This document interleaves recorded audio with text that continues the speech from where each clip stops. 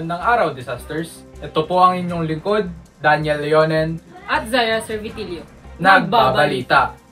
Ngayong araw ay ating tatalakayin ang disaster preparedness ng Barangay Santa Maria Norte sa mga bagyo at pagbaha na nangyayari sa barangay. Ang barangay na ito ay mayroong ilog na nagsasanhi ng madalas na pagbaha sa barangay sa tuwing malakas ang ulan o pagbagyo. Ating alamin ang karagdagang impormasyon mula kay Guadalupe Gamboa, Nagbabalita.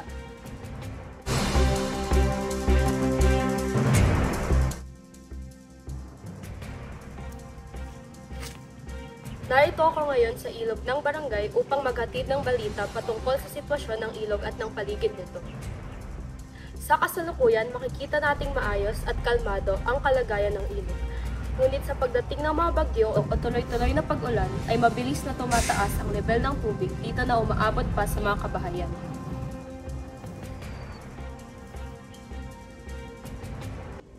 Papapansin din nating ang mga bahay sa barangay na kalapit ng ilog ay may mataas na flooring, sanhi ng madalas na pagbaha. Nandito tayo ngayon kasama si Mr. Cabanilla para interviewin tungkol sa mga nangyayaring pagbaha sa kanilang barangay. Narito ang mga tanong. Ano ang pangunahing sanhi ng pagbaha dito? Ang sanhi ng pagkabaha sa aming barangay ay ang mga basura.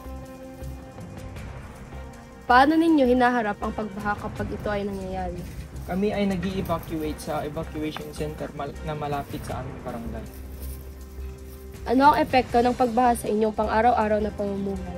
Minsan hindi ako nakakapunta sa aking trabaho sapagkat ang mga daanan ay punong-puno ng tubig. Ano ang mga hakbang na ginagawa ng mga tao sa paligid ng ilog upang maiwasan ang pagbaha? Minsan pag walang ginagawa, kami ay nagwawalis doon upang ang aming ilog ay hindi marumi. Narito tayo ngayon sa kabilang bahagi ng ilog kung saan itinatayo ang bagong dike bilang solusyon sa madalas na pagbaha sa lugar.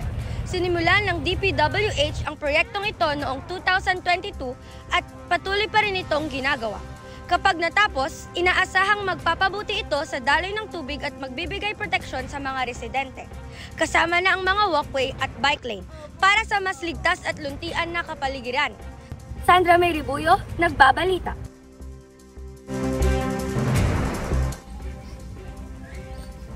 Magandang hapon, Disasters.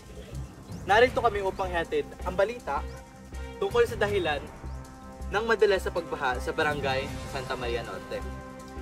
Isa sa mga pangunahing dahilan ay ang kanilang ilog, na madalas barado dahil sa tambak na basura at mga nakaharang na bagay.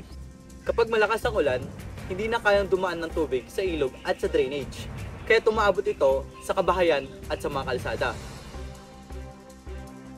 Ating nakita at nalaman ang kalagayan sa ilog ng barangay at ang mga tao na kalapit dito. Dumako naman tayo sa barangay at alamin natin ang mga paghahanda mula kay Azriel Putia, Nagbabalita.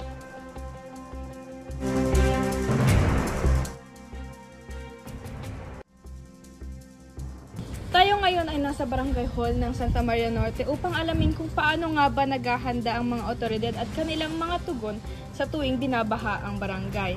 Aming in-interview si Kagawad Barnabe Indugas upang sagutin ang mga katanungan patungkol sa kahandaan ng barangay. Ano po kami 4 questions lang po tungkol sa baha po dito kasi may ilog po dito. Eh, pero madalas pa rin po bang bahain dito kasi nagpatayo na po namin? Hindi na. Kasi may leaky na naman dyan. Yun nga po yun.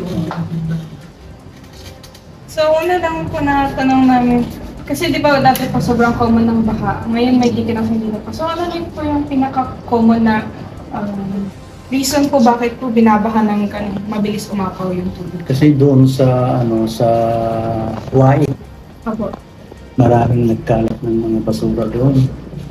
Kaya umapaw yung tubig doon. So, parang doon po nagsisimula yung issue.